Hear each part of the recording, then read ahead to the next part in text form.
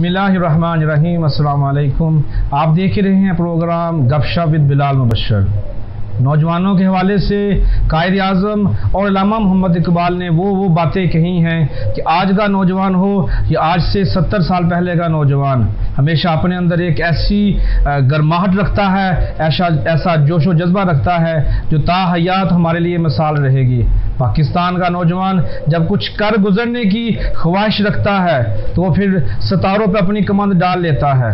میرے شاعر سانگلہ ہل کے ایسے نوجوان جو کہ ہمارے لیے بہت زیادہ موٹیویشنل ہیں، ان کی شخصیت، ان کا کردار، ان کا کام اور ان کی سوچ ہمارے آج کے معزز مہمان قانون کے حوالے سے ایک بہترین نام ہے۔ انہوں نے شارٹ کٹ کا رستہ اختیار نہیں کیا بلکہ ایک طریقہ کار سے چلتے ہوئے آج ایک اعلیٰ عہدے پر فائز ہیں۔ میری مراد ہے آج کے ہمارے معزز مہمان محترم جناب علی بلال مدنی صاحب، جو کہ اس وقت سول جج جوڈیشنل مجسٹریٹ بھی ہیں۔ آئیں ان سے جانتے ہیں ان کی ذات کے حوالے سے تعلیم، شوق، وکیل کیسے بنے، وکیل ہوتا کیا ہے، وکیل کیسے کیسے کام کرتے ہیں، وکیل سے جج کا سفر، سول جج، مجسٹریٹ اور ایسے قانونی سوالات جو آپ اکثر سوشل میڈیا پر کمنٹس کی شکل میں لکھتے ہیں یا پوچھنا چاہتے ہیں لیکن آپ پوچھ نہیں پاتے۔ آج آپ کو تمام سوالوں کا جواب مل جائے گا۔ تو بات کرتے ہیں آج کے ہمارے معزز مہمان جناب علی بلال مدنی صاحب سے۔ جی السلام علیکم۔ وعلیکم السلام۔ کیا حال چال ہے؟ الحمدللہ۔ پہلے تو بہت شکریہ، آپ نے اپنے قیمتی وقت سے وقت عنایت کیا تاکہ ہم آپ کی شخصیت کے حوالے سے بہت کچھ جان سکیں، تاکہ نوجوانوں کے اندر جو شوق ہے وہ اور ابھرے، ان کو علم سیکھنے کا موقع ملے اور سیکھ کر پھر اس کو شارٹ کٹ کی بجائے ایک پراپر طریقے سے چلیں اور ایک اچھے مقام پر پہنچیں۔ مبشر بھائی، آپ کا شکریہ کہ آپ آئے اور مجھے اپنے خیالات کے اظہار کا ایک موقع فراہم کیا۔ آپ کا شکریہ جی، بہت شکریہ۔ ہماری کوشش رہتی ہے کہ ایسے آپ جیسی شخصیات کے ساتھ ہماری جو نوجوان نسل ہے ان کے ساتھ متعارف کراتے رہے ہوں، آپ کا تعارف ہوتا رہے تاکہ وہ لوگ بھی کچھ سیکھیں۔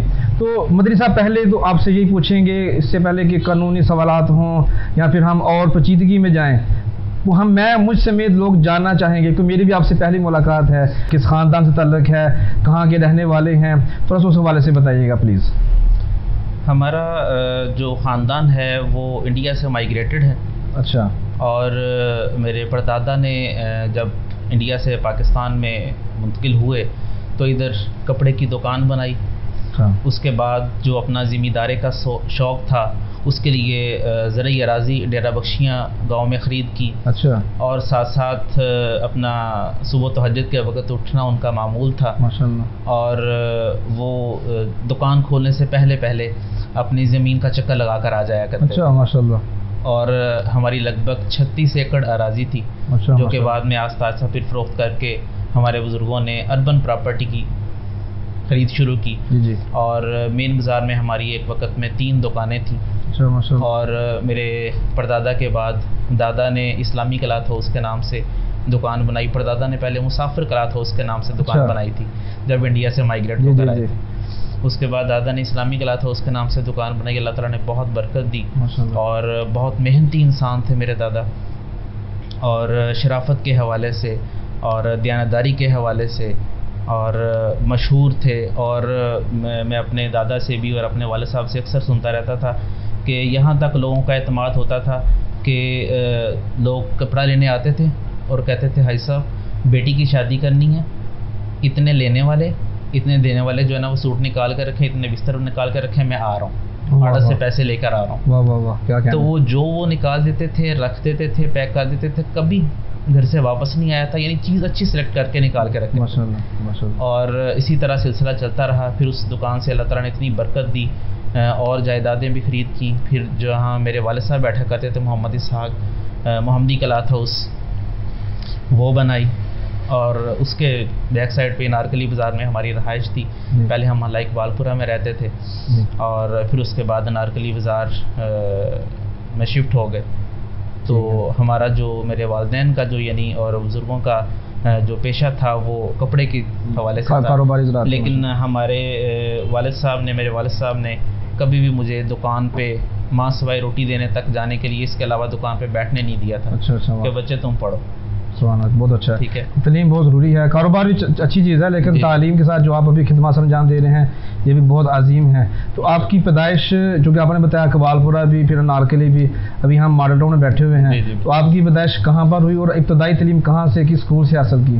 میری پیدائش جو ہے وہ اپنے ننیال فیصل آباد میں ہوئی. اچھا. تو اس کے بعد میری جو ابتدائی تعلیم ہے وہ چلڈرن اکیڈمک اسکول ہمارے محلہ اقبال پورہ میں ہی ہوتا تھا. ٹھیک ہے. تو ادریس چٹھا مرحوم تھے، انہوں نے بنایا ہوا تھا. اچھا. تو 5ویں کلاس تک میری تعلیم چلڈرن اکیڈمک اسکول میں ہے. اس کے بعد government college for boys high school number 1 ہوتا تھا اقبال پورہ میں، ابھی بھی ہے. جی. وہاں سے میری تعلیم ہے میٹرک تک. اس کے بعد میں نے گورنمنٹ اسلامیہ ڈگری کالج سے گریجویشن کی ہے. تو جیسے آپ نے کہا کہ آپ نے ہائی اسکول نمبر 1 سے تعلیم حاصل کی ہے، تو چونکہ بہت سارے آپ کے کلاس فیلوز بھی ہوں گے، تو آپ نے اساتذہ کرام کا بھی ذکر کر دیں تاکہ کون کون سے ایسے جو اساتذہ تھے جن کے ساتھ آپ کی محبت تھی، شفقت تھی، اور چند دوستوں کا نام بھی ذرا مختصر بیان کر دیں.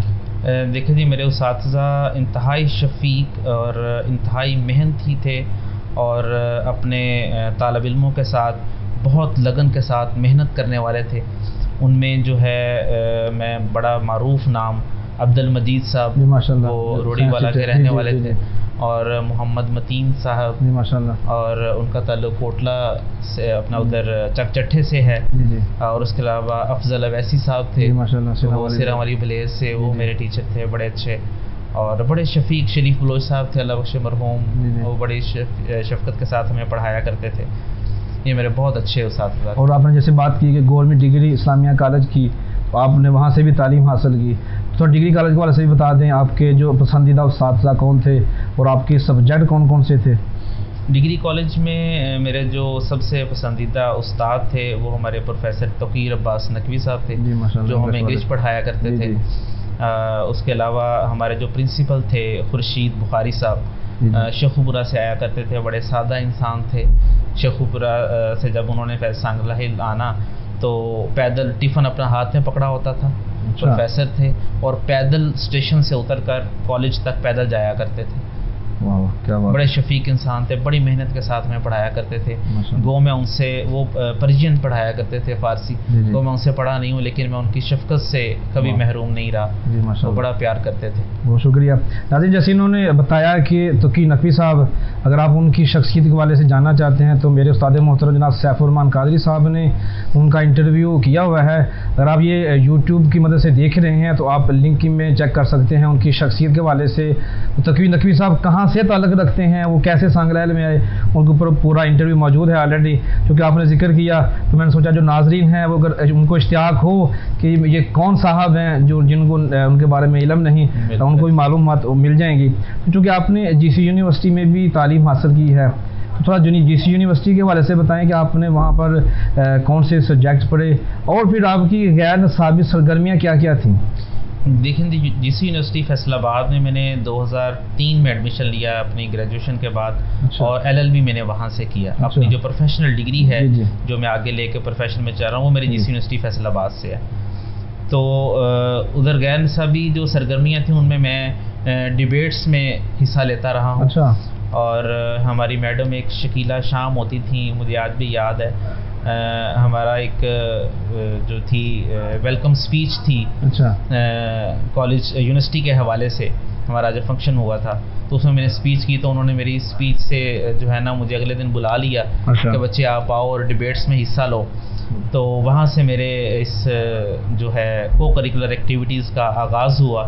اور الحمدللہ میں نے علامہ اقبال شیلڈ، ایک ڈیکلیمیشن ہوتا ہے بائلنگول ڈیکلیمیشن کمپٹیشن، وہ میں نے 2004 میں وہ انٹر یونیورسٹیز تک میں نے ون کیا فرسٹ راؤنڈ اس کا. اور اس وقت 2003 میں 1500 روپیہ مجھے کیش انعام اس کا دیا. اس کے لیے میں نے پہلی دفعہ نیشنل بینک کا اکاؤنٹ کھلوایا تھا. ٹھیک ہے. اور اس کے بعد 2004 میں پرویز مشرف جو تب کے صدر تھے پاکستان کے، انہوں نے اسٹوڈنٹ کنونشن کروایا تھا. اور اکثر وہ کروایا کرتے تھے. 2003 میں بھی، 4 میں بھی، 5 میں بھی ہوا.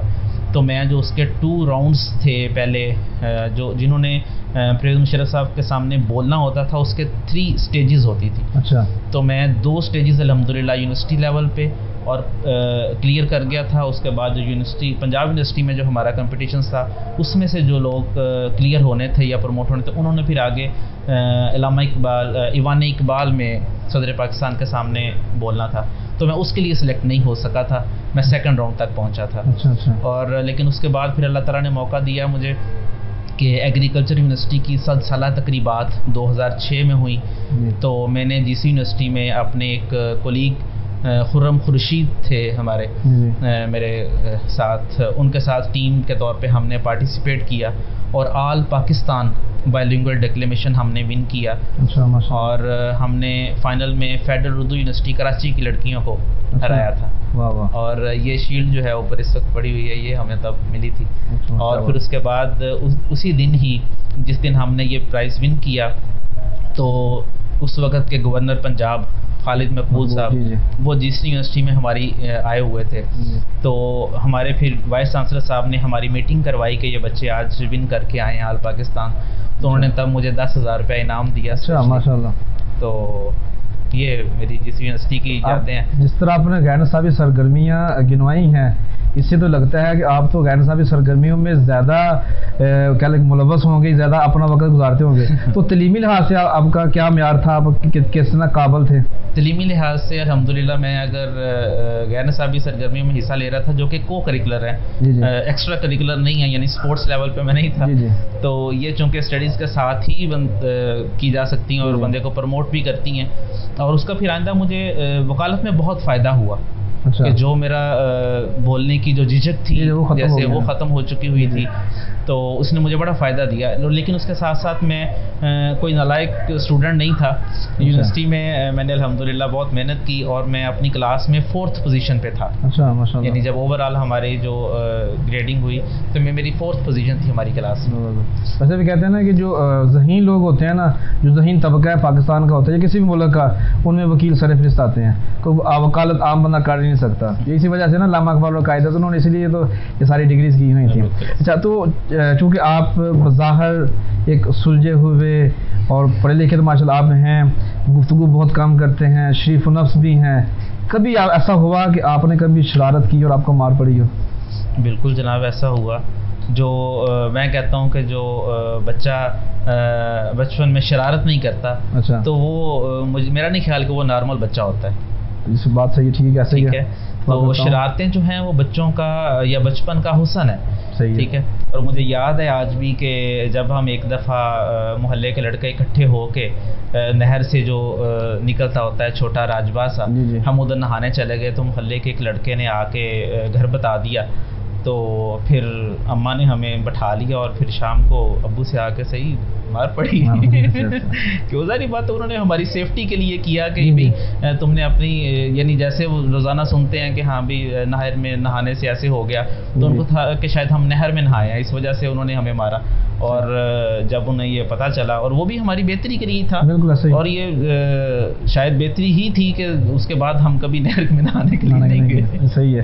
کیونکہ اس سے پہلے میرے کچھ سوالات ہیں جو وکالت کے حوالے سے ہیں, تو میں جاننا چاہوں گا کہ کون سی ایسی بات ہے یا ایسا موقع جب آپ بہت زیادہ خوش ہوئے تھے اور سب سے زیادہ خوش ہوئے تھے, جب آج بھی اس کو یاد کرتے ہیں تو پھر خوش ہوتے ہیں, اور کون سے ایسے واقعات ہیں یا مواقع تھے کہ جب آپ ان کو یاد کرتے ہیں تب بھی غمگین ہوئے تھے, آج بھی یاد کر کے آپ غمگین ہوتے ہیں؟ دیکھیں, جو خوشی کے لمحات انسان گننا چاہے تو معیار گن نہیں سکتا. صحیح ہے. اور ان میں سے بھی کیٹیگرائز کرنا چاہے ترجیحی بنیادوں پر تو ان کو بھی نہیں کیا جا سکتا. ہاں, میں سمجھتا ہوں کہ جیسے اللہ تعالیٰ کہتے ہیں کہ احسان رسول اللہ صلی اللہ علیہ وسلم کو ہم نے جب مبعوث فرمایا دنیا پہ تو احسان کیا. تو اور وہ احسان کیا تھا کہ احسان کسی کے حوالے سے کیا ہے کہ اس کو برے رستے سے ہٹا کر نیکی کے رستے پہ لے آؤ. صحیح. یہ احسان ہے. جی. جو ہم عام لوگوں کے ساتھ اچھا عمل کرتے ہیں, کسی کی مدد کر دیتے ہیں, یہ نیکیاں ہوتی ہیں, احسان نہیں ہوتا. تو صحیح ہے. لیکن ہم اس کو احسان کی کیٹیگری میں لوگوں کو گنوانا شروع کر دیتے ہیں. میں نے تیرے پہ یہ احسان کیا, یہ کیا, تم نے میرے ساتھ کیا. ٹھیک ہے, وہ نیکی ہوتی ہے. احسان ہوتا ہے کہ آپ شیطانی رستے سے ہٹا کر رحمان کے رستے پہ کسی کو لے. تو جس کسی نے بھی مجھے اگر کسی معاملے میں بھی رہنمائی کی ہے تو وہ میرا لیے خوشی کا لمحہ ہوتا ہے کہ ہاں بھی کوئی بندہ مجھے کسی کام سے روک کر وہ اس طرف لے کے آ رہا ہے، تو وہ میرے لیے ہمیشہ خوشی کا لمحہ رہا ہے. ہاں جب خوشی کے لمحات کا پوچھتے ہیں تو اس میں ظاہری بات ہے جو بندے کی زندگی کی اچیومنٹس ہوتی ہیں، جو کامیابیاں ملتی ہیں، میں جب جس مرحلہ پر بھی پوزیشن کوئی حاصل کی، چاہے وہ اسکول میں 5ویں تک ہو یا کالج میں نے الحمدللہ 2-3 بار پوزیشن حاصل کی، انعامات حاصل کیے اپنے پرنسپل صاحب سے اور جو چیف گیسٹ پھر آئے ہوتے تھے، اور یونیورسٹی لیول پہ وہ ہمیشہ خوشی کے لمحات رہے ہیں. اور اس کے علاوہ جب تک بھی چلیں آپ ماں باپ کی صحبت میں بیٹھے ہیں وہ آپ کے لیے خوشی کے لمحات ہوتے ہیں. اچھا جیسے ہے حدیث کہ آپ ان کے چہرے کو دیکھتے ہیں مسکراہٹ تو وہ بھی ثواب کا کام ہے، تو وہ خوشی ہوتی رہتی ہے الحمدللہ کہ چلیں ہمارے ماں باپ حیات ہیں اور ہم ان کے پاس بیٹھے ہوئے ہیں. اور جو غمگین لمحات ہیں وہ بھی زندگی کے ساتھ ساتھ زندگی کا حسن ہے. تو پہلے تو بندے کو جب تک تو وہ ماں باپ کے اوپر ڈپینڈنٹ بھی رہتا ہے اور سارے معاملات ہیں، تو ماں باپ اپنے پہ سب کچھ جھیلتے رہتے ہیں اور انسان کو غم کا احساس ہی نہیں ہونے دیتے. لیکن جب میں خود باپ بنا ہوں تو مجھے الحمدللہ اللہ تعالیٰ نے 3 بیٹیاں اور 2 بیٹوں سے نوازا. تو میری پہلی، تیسری بیٹی اور 5ویں نمبر پہ جو بیٹا تھا وہ جب اللہ کو پیارے ہوئے تو میرے لیے غم کا لمحہ تھا. 3 بچے میرے اللہ کو پیارے ہوئے تھے. 2 بچے میرے ماشاءاللہ، دوسرے نمبر والی بیٹی اور چوتھے نمبر والا بیٹا وہ ماشاءاللہ حیات ہیں. تو وہ ایک غم کا لمحہ تھا، لیکن اللہ تعالیٰ ان کو لمبی عمر دے جی، دینے والا بھی ہے لینے والا بھی ہے، تو اللہ تعالیٰ کی مرضی. آپ نے تو یہ بات سنا کہ مجھے بھی غمگین کر دیا. چلیں موضوع کو تھوڑا سا چینج کرتے ہیں، کیونکہ یہ جو اولاد کا جو دکھ ہے نا بہت بڑا دکھ ہوتا ہے. بس آپ صلی اللہ علیہ وسلم کے نے بھی اولاد کا غم برداشت کیا، انہوں نے بھی صبر کیا اس کے اوپر، تو آپ نے بھی اسی سنت پہ عمل کیا ہے جی. اللہ آپ کو اجر عظیم عطا فرمائے. تو چونکہ آپ کے جیسے بتایا شروعات میں آپ کے دادا، آپ کے بڑے سارے پردادا سارے کاروباری تھے، آپ کے والد بھی کاروباری ہیں. آپ کیوں کاروبار کو چھوڑ کر ایک آزاد ماحول کو چھوڑ کر اپنی مرضی، آپ کے ماتحت ملازم ہیں، آپ ان کو سیلری دے رہے ہیں، رکھ رہے ہیں، آپ نے جو اور بھی بہت سارے شعبے تھے، اپنے پیشہ وکالت کو کیوں چنا؟ دیکھیں جی، اس بات کا میرے وکالت کا پیشہ چننے کا کریڈٹ میرے والد محمد اسحاق صاحب کو اور میرے چچا ہیں ایک ڈاکٹر عبدالرزاق صاحب، یہ ان کو جاتا ہے. اچھا. میں ایف ایس سی کے بعد بھی میں بی کام کا تب بڑا دور تھا، بیچلر آف کامرس کا اور بیچلر آف انفارمیشن ٹیکنالوجی کا، بیچلر ان بزنس ایڈمنسٹریشن کا، بی بی اے کا بڑا دورہ تھا، جب مشرف دور تھا جب میں نے گریجویشن کمپلیٹ کی تو میں اس فیلڈ میں جانا چاہتا تھا. تو لیکن مجھے میرے چچا اور میرے والد صاحب نے یہ سمجھایا کہ بیٹے ہم چونکہ کاروبار والی ہماری فیلڈ رہی ہے تو ہم شاید لوگ جو ہے نا ذہنی طور پہ کسی کی ماتحتی قبول کرنے کے لیے ہمارا ذہن تیار نہیں ہوتا. صحیح ہے. تو وکالت جو ہے وہ ایسا پیشہ ہے جو آزاد منصب لوگوں کا ہے. صحیح بات ہے. ٹھیک ہے. تو آپ کو یہ پیشہ سوٹ کرے گا تو آپ جو ہے نا وہ یہ وکالت کا پیشہ جو ہے نا وہ اپناؤ. تو اس میں آپ جتنا بھی کر لو گے، بی بی اے کر لو گے، بی کام کر لو گے، پھر ایم کام کر لو گے، وہ ظاہری بات ہے کسی نہ کسی جگہ پہ جاب کرنی پڑے. تو پھر میں نے ان کی بات مانتے ہوئے جو ہے وہ وکالت کا پیشہ اپنایا اور الحمدللہ جو پھر اس کے بعد جب میں جج بناؤں تو وہ الحمدللہ وہ اسی سے ہی کریکٹڈ پیشہ ہے. تو اللہ کا شکر ہے یہ مجھے ان کی طرف سے گائیڈنس ملی تھی اور اللہ کا شکر ہے میں نے ان کی بات مانی تو پھر یہ معاملہ. کہ آپ کا ذاتی شوق نہیں تھا کہ وکیل بنیں، آپ کے والد محترم اور آپ کے جیسے بتایا آپ کے چچا جان نے آپ کو بہت بہترین مشورہ دیا کہ آپ وکیل بنیں. تو وکیل بننا کتنا مشکل کام ہے؟ دیکھیں جی، وکیل بننا کوئی مشکل کام نہیں ہے، اچھا وکیل بننا مشکل کام ہے. واہ واہ، کیا کہنا ہے، بہت اعلیٰ. ٹھیک ہے، بہت اعلیٰ، زبردست. تو وکالت جو ہے وہ جہد مسلسل کا نام ہے اصل میں. صحیح. ٹھیک ہے. تو آپ کو مختلف قسم کی جو علوم ہیں وہ حاصل کرنے پڑتے ہیں. آپ کو جس طرح کا بھی کیس آئے آپ کو اس حوالے سے پڑھنا پڑے گا. ٹھیک ہے. اپنے کیس جس طرح کا آ جاتا ہے آپ کو اس حوالے سے تیاری کرنی پڑے گی. اس لیے آپ اس متعلقہ جو کیس آئے گا اس کے لیے جب پڑھیں گے تو آپ اس کے لیے مہارت ہو جائے گی. صحیح ہے. تو اس لیے جو لاء کی یا ایڈوکیٹ کی جو ڈیفینیشن ہے کہ advocate is a person who assist the court to attain the natural justice.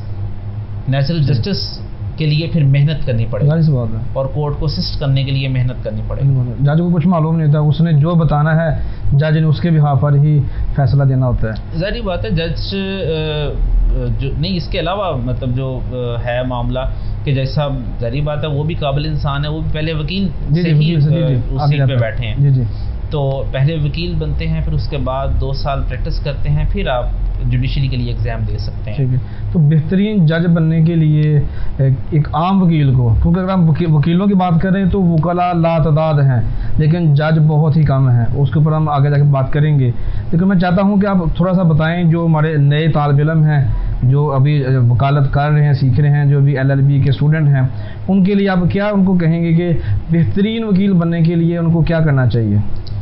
میں اپنے جتنے بھی ینگ لائرز ہیں ان کو یہ پیغام دینا چاہوں گا کہ جو کچھ بھی آپ پلیڈنگز میں یعنی اپنے دعویٰ میں، جواب دعویٰ میں لکھ رہے ہوتے ہیں، اس کے پیچھے قانون کی ایک ہسٹری ہے. کوئی ایک پیراگراف بھی آپ لکھ رہے ہیں تو وہ کسی لا سے ریلیٹڈ ہے، آپ کو وہ لا کا پتہ ہونا چاہیے. ہمیں عموماً طور پہ یہ پتہ ہوتا ہے کہ ہم بھی واٹ از لا، لیکن ویئر از لا کا نہیں پتہ ہوتا. ریلیونٹ لا کو جب آپ کو پتہ ہوگا تب آپ کی گرپ بنے گی، تب آپ کے آرگومنٹس بھی اسٹرانگ ہوں گے، آپ کورٹ کو پراپر طریقے سے اسسٹ کر سکیں گے، آپ کے آرگومنٹس کی وقت ہوگی، جج کو بھی پتہ ہوگا کہ ہاں بھی یہ وکیل تیاری کر کے آیا ہوا ہے. اور پھر جب آپ قانون کے حوالے سے بات کریں گے تو جج صاحب نے تو ظاہری بات ہے قانون کے مطابق فیصلہ کرنا ہے. صحیح. تو پھر آپ اچھا وکیل جب اس قانون کو یہ حوالے سے اسسٹ کرتا ہے جج صاحب کو، پھر ظاہری بات ہے فیصلہ جو ہے وہ جج صاحب نے تو قانون کے مطابق کرنا. بالکل صحیح ہے. تو وہ ان کو بھی اچھا لگتا ہے اور وہ پراپر اسسٹ بھی ہو جاتے ہیں. آپ نے LLB مکمل کیا، مکمل کرنے کے بعد کس سن میں، کس ٹائم پر آپ نے اور کہاں سے آپ نے بطور وکیل اپنی پریکٹس سٹارٹ کی، اور پھر آپ ایک جج تک کب پہنچے اور کیسے پہنچے؟ دیکھیں جی، میں نے 2006 میں 3 سے 6 ہمارا سیشن تھا LLB کا جس یونیورسٹی فیصل آباد سے ہم نے کیا. تو جب ہم نے لائسنس کے لیے اپلائی کیا تو تب ہمیں یہ پتہ چلا کہ جو ہماری یونیورسٹی تھی وہ HEC کے ساتھ تو افیلیٹڈ تھی، لیکن اپرووڈ تھا ان کا پروگرام، لیکن جو پنجاب بار کونسل تھی اس کے ساتھ جو تھا وہ افیلیٹڈ نہیں تھا. تو ہمیں یہ لائسنس دینے سے انکار کر دیا گیا. پھر ہمیں 2009 میں 24 فروری 2009 میں میری انرولمنٹ ایز این ایڈوکیٹ ہوئی. تو ایز اے اپرینٹسشپ لائر میں اپنے استاد محترم جو ہیں غلام رسول چودھری صاحب، ان کے پاس شیخو پورہ میں جایا کرتا تھا. اور 2007 کی یہ بات ہے، تب سانگلہ ہل میں جنوری 2007 میں کورس بن گئی تھی. لیکن میں نے یہ سوچا تب کہ میں ادھر، چونکہ میں نے جو وکلاء ہیں سانگلہ ہل کے تب 40-50 ایڈوکیٹس تھے، تو میں نے سوچا کہ میں نے ان کے مقابلے میں آ کے ادھر پریکٹس کرنی ہے تو میں ادھر کسی کا جونیئر نہیں پڑھوں گا. صحیح ہے. میں اس کے لیے سانگلہ ہل میں کورس ہونے کے باوجود وکالت سیکھنے کے لیے میں شیخو پورہ جاتا رہا ہوں. اچھا، سانگلہ سے بائی ٹرین روزانہ میں شیخو پورہ جاتا تھا. اور 6 ماہ تک جو ہے وہ میں نے ادھر سے شیخو پورہ سے اپنے سینے سے سیکھا. پھر اس کے بعد سانگلہ ہل میں جب مجھے لائسنس ملا پھر میں نے پراپر آ کے اپنی وکالت جو ہے وہ سانگلہ ہل میں شروع کی. اور آپ نے بطور جج کب سلیکٹ ہوئے؟ اور بطور جج جو ہے وہ میری سلیکشن جو ہے وہ 2015 میں ہوئی. اچھا. یعنی 24 فروری 2009 کو میری انرولمنٹ ایز این ایڈوکیٹ ہوئی اور 1 ستمبر 2015 کو ایز اے جج جو ہے وہ میں نے جوائن کیا. اور اس کے لیے میرا یہ بھی ایک سفر مطلب رہا کہ میری ہاں بھی کب وکالت سے میرا یہ ٹرن ہوا کہ میں نے جج بننا ہے. تو اس کے لیے بھی 2-3 یوں کہنے کے نظریاتی طور پر میری ذاتی سوچ تھی کہ جس کے لیے میں نے سوچا کہ مجھے جج بننا چاہیے. ان میں میری زندگی میں یوں سمجھ لیں کہ 2014 میں ایک ٹرننگ پوائنٹ آیا کہ مولانا طارق میر صاحب کا میں بیان ایک دفعہ سننے گیا اسماعیل مرکز میں ختم قرآن پہ. اچھا. تو انہوں نے وہاں تک خطاب کرتے ہوئے یہ کہا کہ اس معاشرے کا کیا بنے گا جب وکلاء ایک زانی کو، ایک جواری کو، ایک شرابی کو چھڑوانے کے لیے دلائل کے انبار لگا دے. اچھا. تو میں نے واپسی پہ یہ سوچا کہ یہ جو 4-5 معاملات ہیں مولانا نے یہ وہ بیان کیے ہیں جن کے معاملے میں اللہ کی حد لگتی ہے. صحیح ہے. صحیح ہے.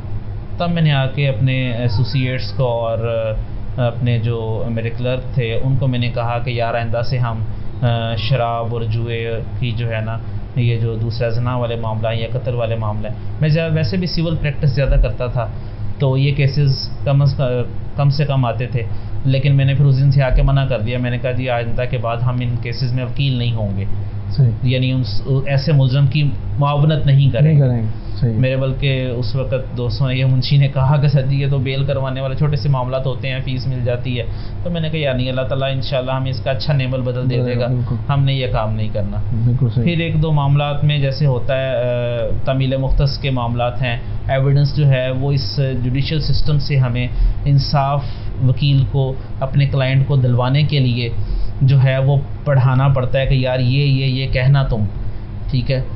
ہو سکتا ہے وہ حقیقت سے اس کا نہیں تعلق واسطہ ہوتا، تو وہ جو جھوٹ کی آمیزش ہم کرواتے ہیں بطور وکیل اس جھوٹ کو میں آج تک جسٹیفائی نہیں کر سکا کہ اس کا گناہ کس کے کھاتے پڑتا ہے. صحیح ہے. وکیل نے تو فیس لی ہے، صرف اس کو اسسٹ کر رہا ہے، اور جو بینیفیشری ہے اس کا وہ لیٹیگنٹ ہے. تو بس مجھے یہ ذہنی طور پہ الجھن ہی رہی ہمیشہ. تو پھر میں اللہ سے دعا کیا کرتا تھا کہ اللہ تعالیٰ مجھے ادھر کی بجائے ادھر بٹھا دو. تو وہ آپ کا منصب ہے، نائبیت والا منصب ہے، تو اس سے میں آپ سے رابطے میں بھی رہوں گا، مجھے رہنمائی کرنا ہے اللہ تعالیٰ. تو آپ مجھے ادھر سے ادھر بٹھا دو. اللہ تعالیٰ نے مدد کی. ادھر سے ادھر کی جب بات ہو رہی ہے ابھی، تو میں چاہتا ہوں کہ وہی لمحہ آپ آنکھوں کے سامنے لے کر آئیں. اور جب آپ پہلی بار بطور جج کرسی پر بیٹھے تو آپ کی فیلنگ کیا تھی؟ وہ یوں سمجھے کہ یہی تھا کہ جیسے خواب پورا ہو گیا. واہ واہ کیا بات ہے. یا جو میں نے اللہ تعالیٰ سے دعا مانگی تھی وہ اللہ تعالیٰ نے پوری فرما دی. جی جی. تو اور مجھے ادھر سے ادھر بٹھا دیا، اور مجھے خوشی اس بات کی تھی کہ انشاءاللہ العزیز میرا اللہ تعالیٰ کے ساتھ جو ہے وہ ڈائریکٹ اب رابطہ رہے گا. بالکل صحیح ہے. ہر شعبے میں کسی نہ کسی کا کوئی نہ کوئی آئیڈیل ہوتا ہے، کوئی بھی شعبہ ہو، خواہ کاروبار ہو، کچھ ٹارگیٹ ہوتے ہیں. ہاں یار یہ ٹارگیٹ ہے، میں اس کو اچیو کروں گا. کسی کا کوئی آئیڈیل ہوتا ہے، استاد اور والدین ہر کسی کے آئیڈیل ہوتے ہیں. ان سب کو چھوڑ کر آپ کا ذاتی وکالت کے حوالے سے، قانون کے حوالے سے آپ کا آئیڈیل شخص کون ہے؟ دیکھیں جی، سب سے بڑے ہمیں لا گیور جو ہیں وہ اللہ تعالیٰ کے ذریعے رسول اللہ صلی اللہ علیہ وسلم ہیں.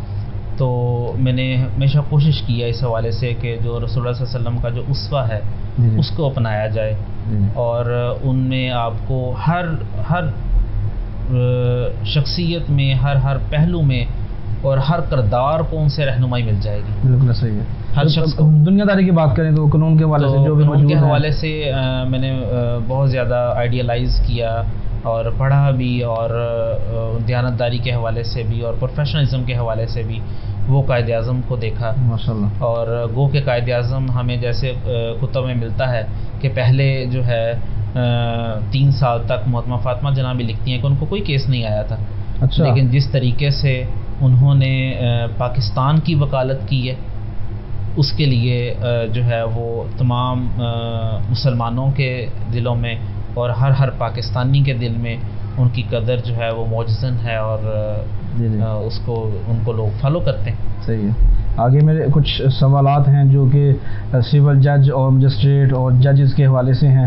تھوڑا سا ہمیں بتا دیں یہ سول ججز کے حوالے سے یہ کتنی کیٹیگریز ہوتی ہیں، یا اس طرح کے جو ڈیٹیل ہے آپ بتا دیں تاکہ پھر اگلے سوالات میرے لیے تھوڑے آسان ہوں.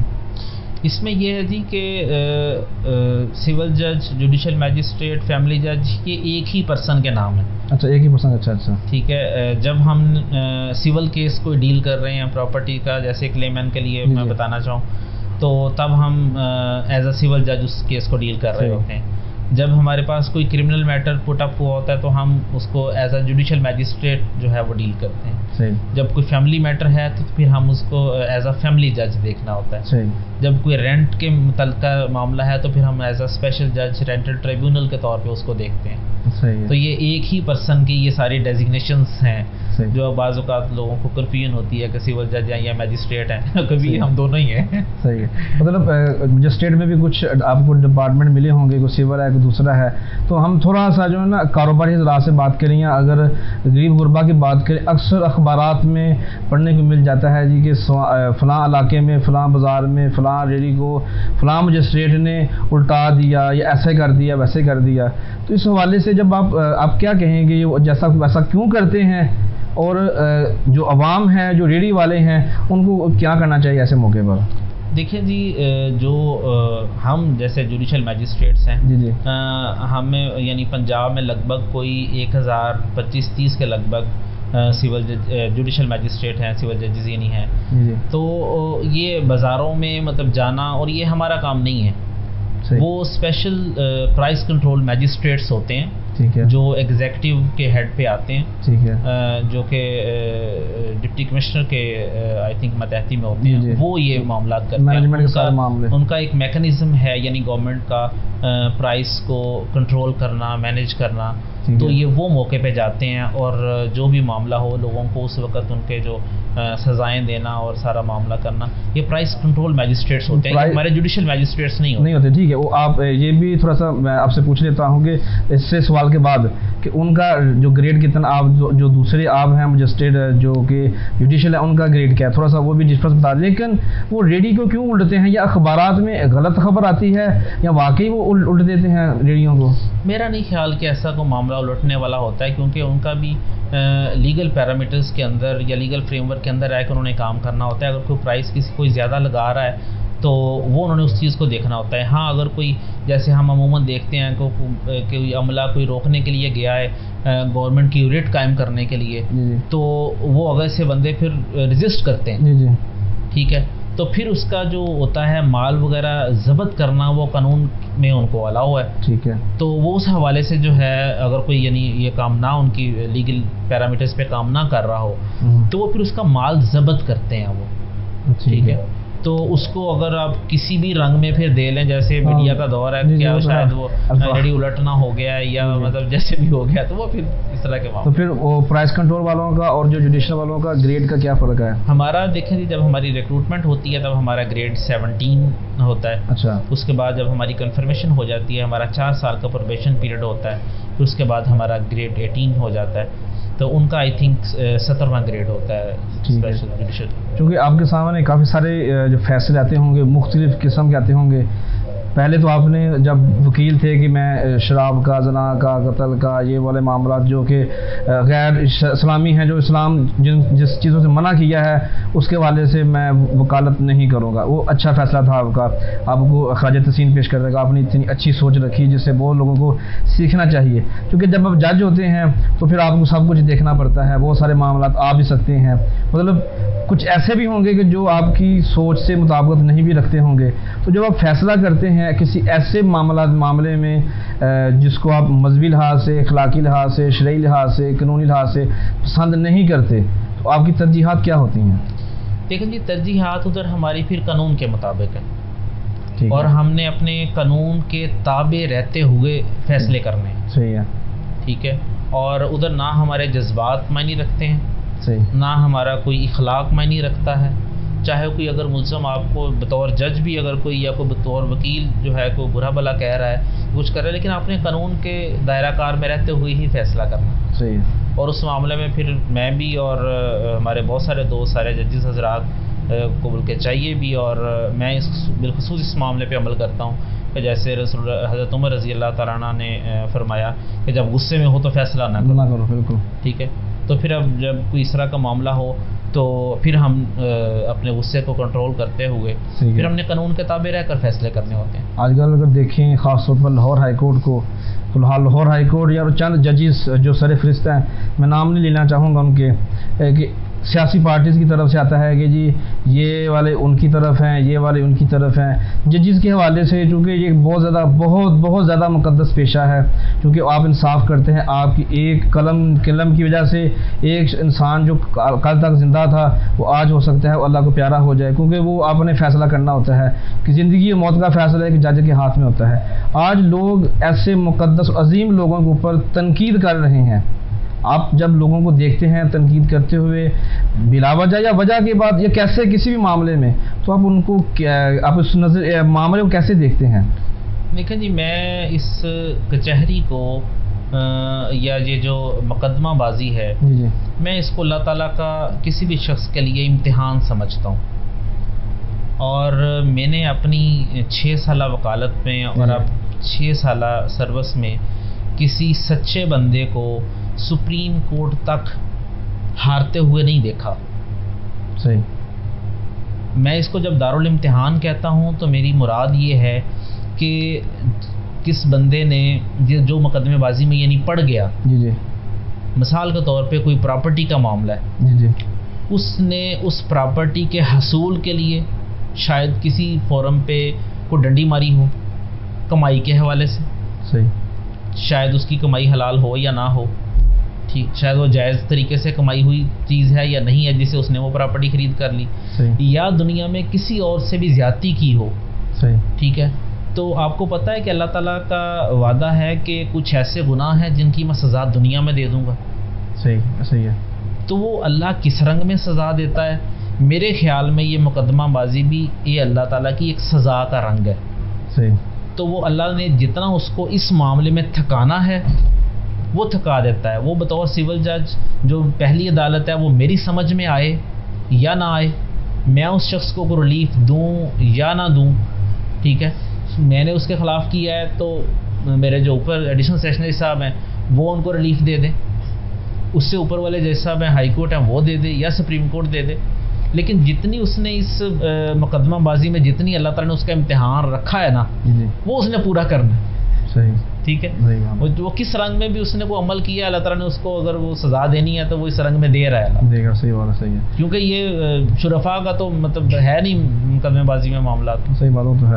اکثر ایسا ہوتا ہے کہ جس کسی کو انصاف نہیں ملتا یا پھر فیصلہ من پسند نہیں ہوتا، گھروں میں لڑائی ہوتی ہے نا، سالن من پسند نہ بنا ہو تو ہم گھر میں لڑائی شروع کر دیتے ہیں، تو قانونی معاملات میں ہم ایسے ہی کرتے ہیں، ہماری فطرت بن چکی ہے کہ جب فیصلہ ہماری من پسند نہ ہو، فیصلہ ہمارے مخالف میں آ جائے، ہم سچے جھوٹے ایک بات کی بات ہے، تو ہماری زبان پر حالانکہ اب تو ہر شخص دوسرا کہہ دیتا ہے جی جج بک گیا ہے، جج کو خرید لیا گیا ہے، کیا آپ کو لگتا ہے کہ جج بکتے ہیں، جج کو خریدا جا سکتا ہے؟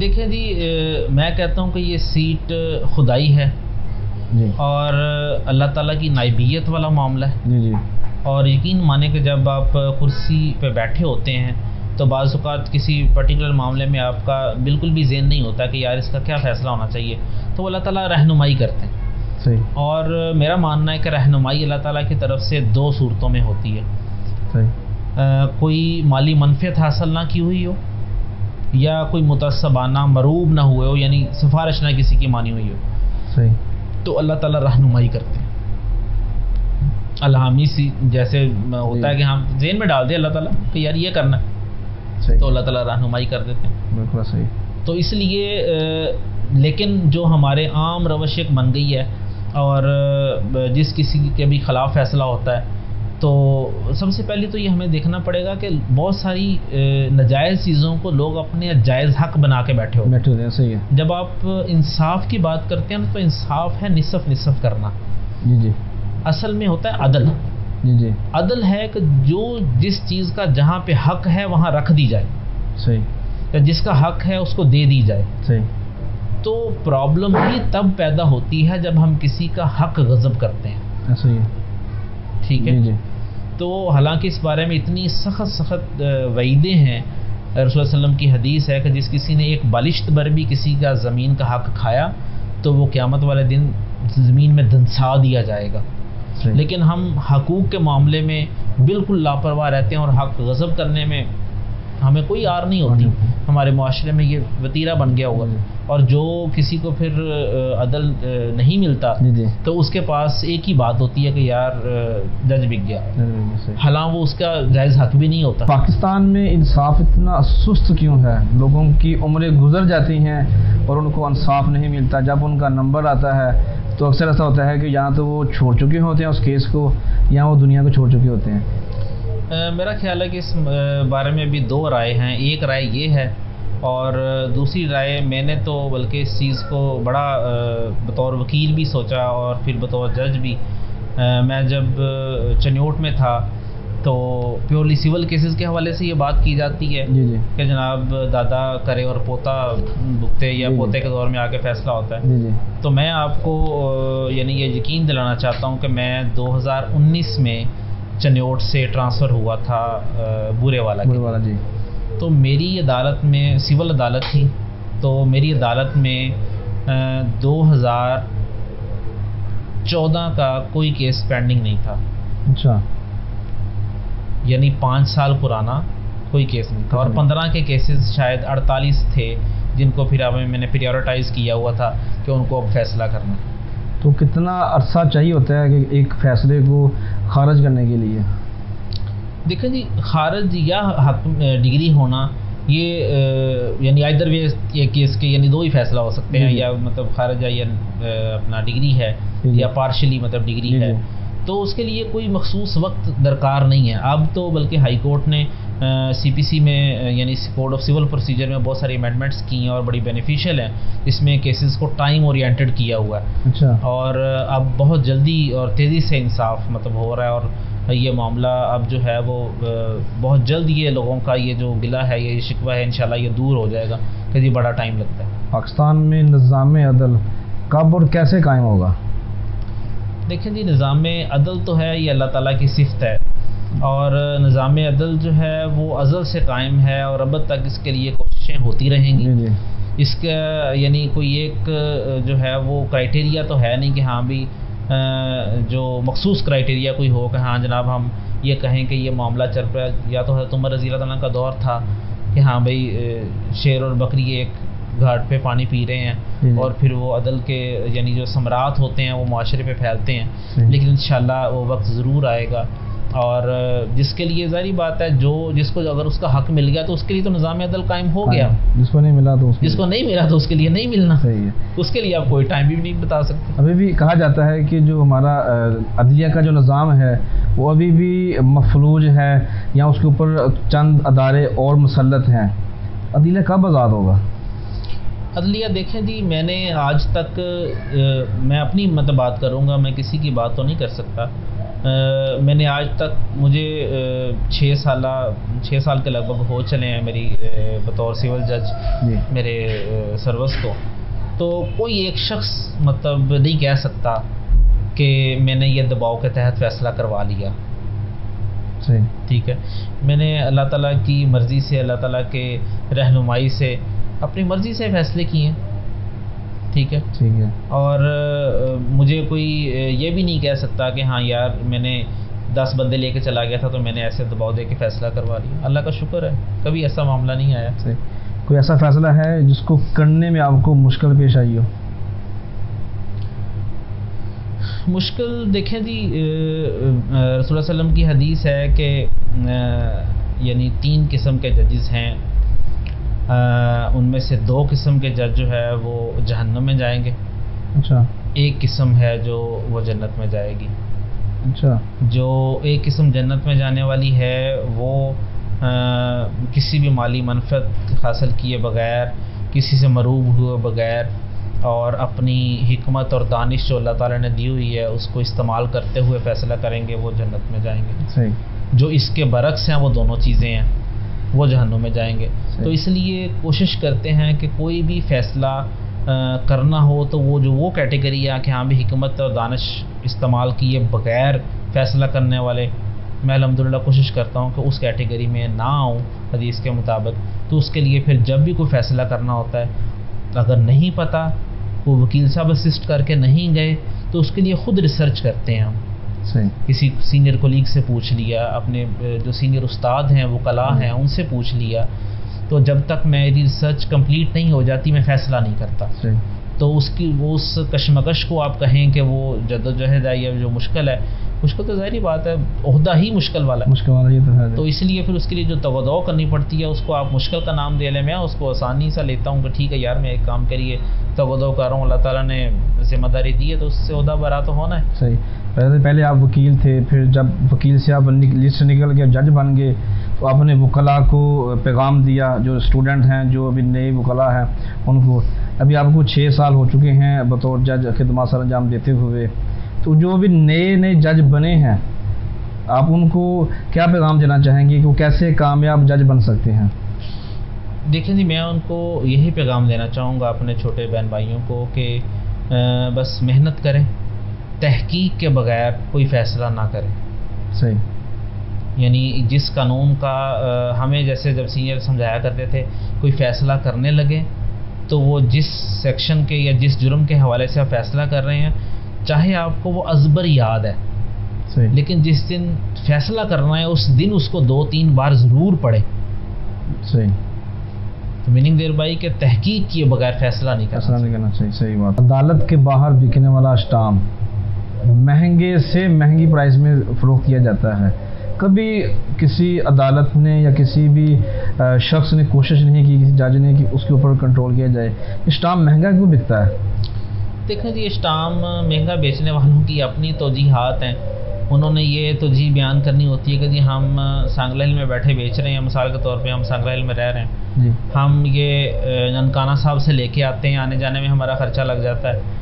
تو پھر جب ہماری ایک بس روٹین بن گئی ہوئی ہے معاشرے کی کہ جو چیز کم دستیاب ہو ہم اس کو مہنگی کر دیتے ہیں, ٹھیک ہے, اس میں ناجائز منافع خوری اپنانی شروع کر دیتے ہیں. تو یہ وہی چکر ہوتا ہے. اس کے علاوہ میرا نہیں خیال کہ کوئی اس طرح کو معاملہ ہو. ان کے لیے اس کا حصول مشکل ہے, وہ لوگوں کے لیے اس کا حصول مشکل بنا دیتے ہیں. اگر آپ موبائل کا ریچارج کرتے ہیں تو آپ کو, جو میں اگر بطور دکاندار بات کروں تو 100 روپے کا جو ریچارج ہے, جو آپ 100 روپے پے کر کے خریدتے ہیں, دکاندار کو 95 سے 97 تک کا ملتا ہے. اس کو 3 روپے کا بچت ہو جاتی ہے, وہ 3 روپے میں خوش ہے دکاندار. چلیں یہ کم بکتا ہے, کم لوگ اسٹامپ کا استعمال کرتے ہیں, پھر یہ کچھ ہاتھ سے لکھتے بھی ہیں, تھوڑی محنت بھی کرتے ہیں. تو یہ جو 100 روپے والا اسٹامپ ہے یا 50 روپے والا اسٹامپ ہے, وہ کتنے میں فروخت ہونا چاہیے, اور کتنے میں اگر فروخت ہو تو اگر ہم خریدتے ہیں تو مناسب ریٹ ہے؟ دیکھیں جی, اس میں کوئی, میں نے وہی پہلے جو آپ کو بات بتائی نا کہ کوئی جس نے اس کو وہ حاصل کیا ہے پیچھے آفس سے, وہ پتہ نہیں کتنے میں لے کے آیا. دوسرا جو جیسے آپ نے بات کی ہے اسے لکھواتے ہیں تو اس کو ہم وثیقہ نویسی بولتے ہیں. اس کے لیے کوئی کرائٹیریا یا ریٹ فکس نہیں ہے کہ ہاں بھائی اس کے لیے کوئی فکس ریٹ نہیں ہے کہ جناب یہ خطاطی کرنے کا یہ ریٹ ہونا چاہیے. تو اس لیے وہ کوئی کٹ شارٹ فگر نہیں بتایا جا سکتا. لیکن ہاں آپ کے لیے یہ اچھی خبر میں آپ کو یہ دینا چاہتا ہوں کہ یہ جو اسٹامپ فروشی والا معاملہ ہے اس کو اب گورنمنٹ نے بڑا بہتر کرنے جا رہی ہیں کہ وہ اس کو اسٹیمپ پیپر کی بجائے بلینک پیپر کمپیوٹرائز مطلب ایشو کیا کریں گے, جو کہ بینک سے ایشو کرے گا. اور اتنی اماؤنٹ جو ہے وہ ایگزیکٹ ڈیٹ پے کر کے, جو ریٹ ہے اس کا وہ پے کر کے, تو وہ پیپر حاصل کر کے اس پہ اپنا کام کروا سکیں گے. صحیح. میں نے ریسنٹلی ایک بینک میں مجھے اکاؤنٹ اوپن کروانا تھا, تو انہوں نے 100 روپیز کا اسٹامپ کی جو ڈیمانڈ کی تھی. 100 روپیز کا اسٹامپ میں نے کتنی دکانوں سے پتہ کیا, 300 روپیہ پہلے جگہ پر گیا تو اس نے بھی 300 بتایا, دوسری جگہ پہ گیا بھی 300 بتایا, تیسری جگہ پہ گیا 300 گیا. گرمی کا ٹائم تھا تو میں نے پھر 300 میں ہی خریدا. اس لیے میرے پاس یہ سوالات زیادہ تھے. آپ کو اس پہ چھوٹی سی بات پہ آپ کو تکلیف دی معذرت چاہتا ہوں. تھوڑا آگے چلتے ہیں, تھوڑا سا پرسنل سوالات آ کہ میں کلوزنگ کی طرف جاؤں. سوالات تو بہت سارے ہیں قانون کے حوالے سے, لیکن شیٹ کافی طویل ہو چکی ہے, تو تھوڑا سا بتا دیں آپ اپنے. ایک تو پہلے آپ نے جو غم بتایا وہ تو بہت بڑا غم ہے, اللہ پاک آپ کو صبر جمیل عطا فرمائے, جو ہیں ان کو لمبی عمر دے, صحت و تندرستی دے, تاکہ وہ آپ کے دستے بازو رہیں, آپ کی خوشی کا سبب رہیں. تو اپنے بچوں کی جو بھی موجود ہیں ان کی تربیت کے حوالے سے آپ کی ترجیحات کیا ہیں؟ دیکھیے, تربیت کے حوالے سے آج کل تو ویسے میں بڑا پریشان رہتا ہوں, کیونکہ میری پوسٹنگ آج کل بورے والا میں ہے, کافی دور ہے, اور میں نے اپنے والد صاحب کی جو مرضی تھی یا ان کی جو خواہش ہے اس کے مطابق اپنے بچے جو ہے وہ اپنے ساتھ نہیں میں لے کے گیا ہوا.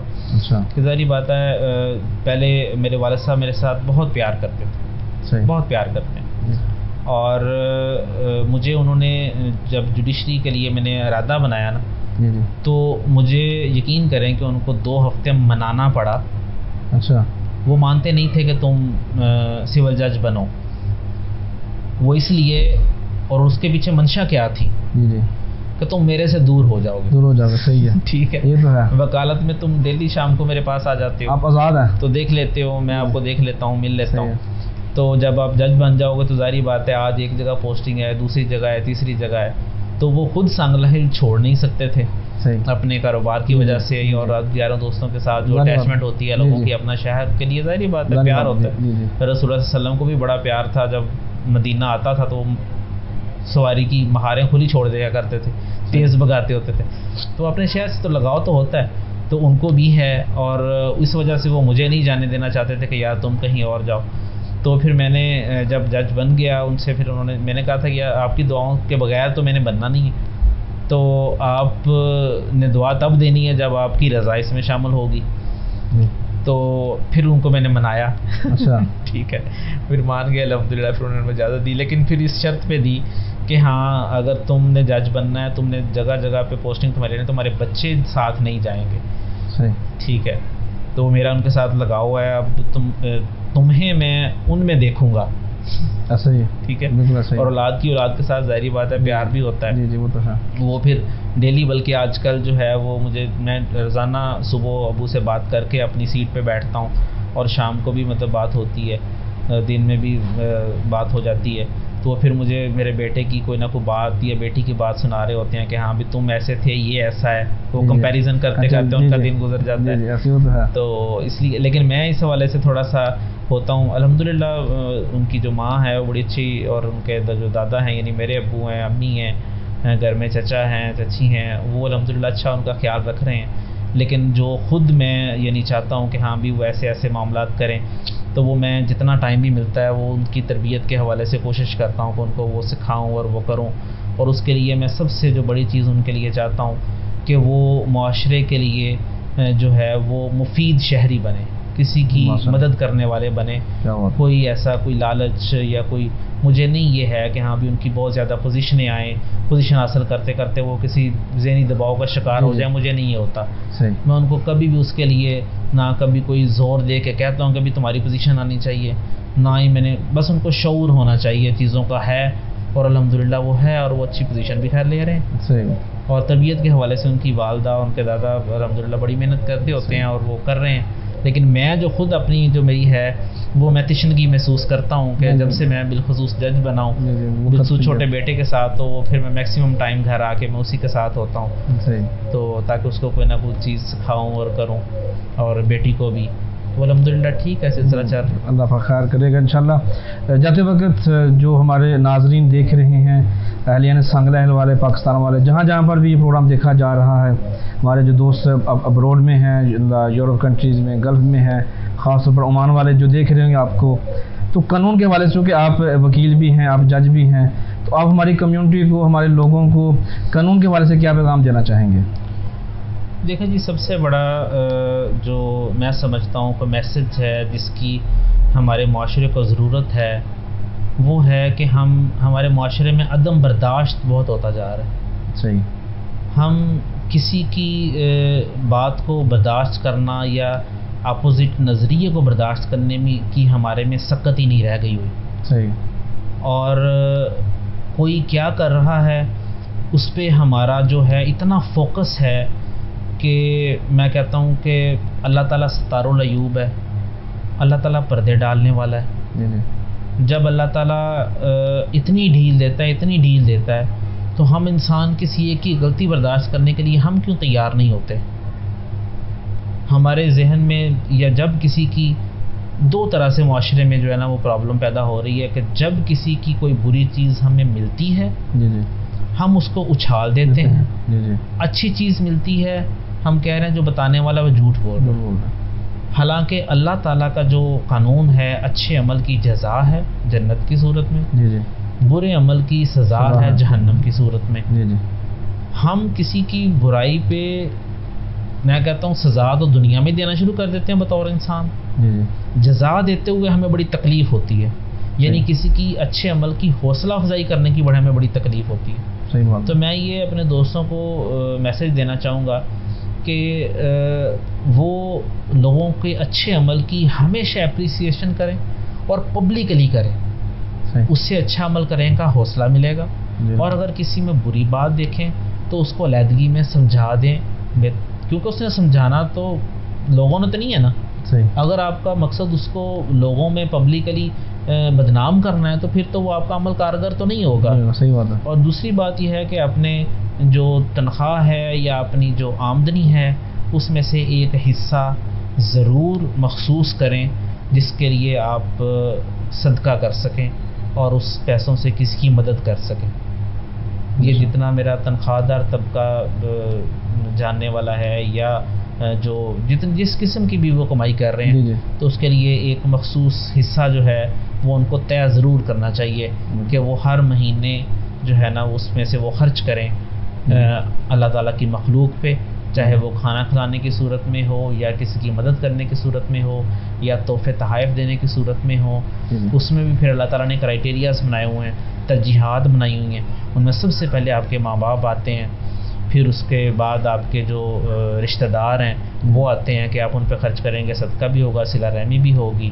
پھر اس کے بعد آپ کے جو ساتھ بیٹھنے والے ہیں وہ آتے ہیں، پھر آپ کے ماتحت جو آپ کے کام کرنے والے وہ آتے ہیں. تو یہ ترجیحات جو اللہ تعالیٰ نے بنائی ہوئی ہیں قرآن مجید میں موجود ہیں، ان کے مطابق اس کو خرچ کریں تو وہ دنیا میں بھی فلاح پائیں گے، آخرت میں بھی فلاح پائیں گے. بہت شکریہ جی علی بلال مدنی صاحب، آپ کے ساتھ بہت اچھی گفتگو ہوئی.